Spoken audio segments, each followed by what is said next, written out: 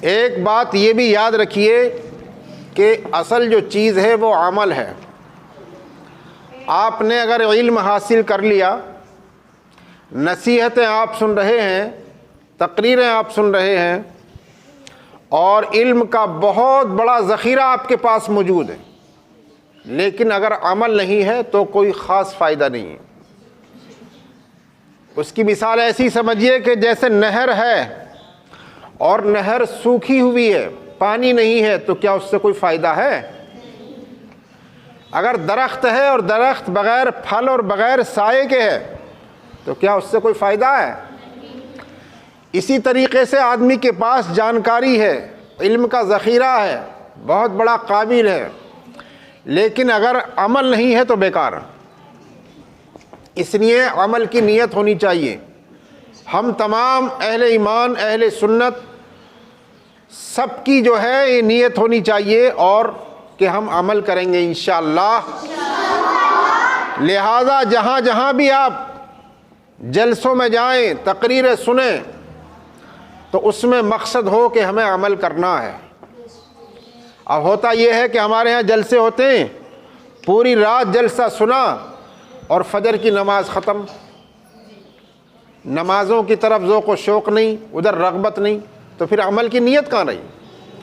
آپ بے شمار نصیحتیں سن رہے ہیں، بے شمار ہدایات سن رہے ہیں، مدارس اسلامیہ میں، محافل میں، مجالس میں، بہت سارے جلسوں میں، لیکن عمل سے ہم دور ہیں۔ نمازوں کی پابندی نہیں، فرض کو فرض نہیں سمجھ رہے ہیں، غیر ضروری چیزوں کو ضروری سمجھ رکھا ہے، ضروری چیزوں کو غیر ضروری سمجھ رکھا ہے، اپنی ذمہ داریوں کو نہیں سمجھتے، مذہب اسلام کی اصل روح کو سمجھنے کی کوشش نہیں کرتے۔ سمجھے آپ؟ تو اصل جو ہے عمل ہے، عمل سے زندگی بنتی ہے، جنت بھی جہنم بھی۔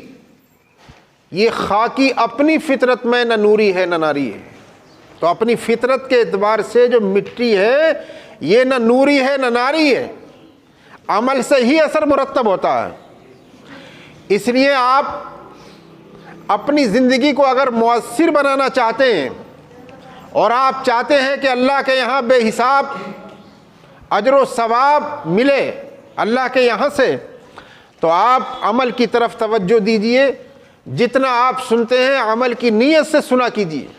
اگر عمل کی نیت نہیں ہے تو آپ کو سننے کا کوئی خاص فائدہ نہیں ہوگا، سنانے کا کوئی خاص فائدہ مرتب نہیں ہوگا، اور آپ کے علم حاصل کرنے کا کوئی خاص فائدہ مرتب نہیں ہوگا۔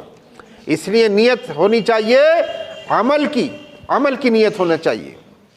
جگہ جگہ کہ تمہیں تھک چکے ہیں ہنگامے، نشاط و لذت خواب گراں بدل ڈالو، مسافر اور غلط روی سے منازل کا بودھ بڑھتا ہے۔ غلط راستہ چلنے سے منزلوں کی دوری اور بڑھ جاتی ہے، غلط روی سے منازل کا بودھ بڑھتا ہے، مسافرو روش کارواں بدل ڈالو۔ اور احساس کمتری کا شکار انسان کو نہیں ہونا چاہیے۔ آج بھی ہو جو براہیم سا ایماں پیدا، آگ کر سکتی ہے انداز گلستاں پیدا۔ اس لیے کہا کہ سفینہ اب بھی کنارے سے لگ تو سکتا ہے، سفینہ اب بھی کنارے سے لگ تو سکتا ہے، ہوا کے رخ پہ چلو بادواں بدل ڈالو۔ مقصد ہمارا کہنے کا یہ ہے کہ جو بھی آپ سنیں، موبائل کے ذریعے سنیں، تقریروں کے ذریعے سنیں، درس گاہوں میں سنیں، مجلسوں میں سنیں، یا جو بھی آپ مطالعہ کریں، نیت عمل کی ہونی چاہیے، تو انشاءاللہ انقلاب برپا ہو جائے گا۔ اللہ تعالی ہم سب کو عمل کی توفیق رفیق عطا فرمائے۔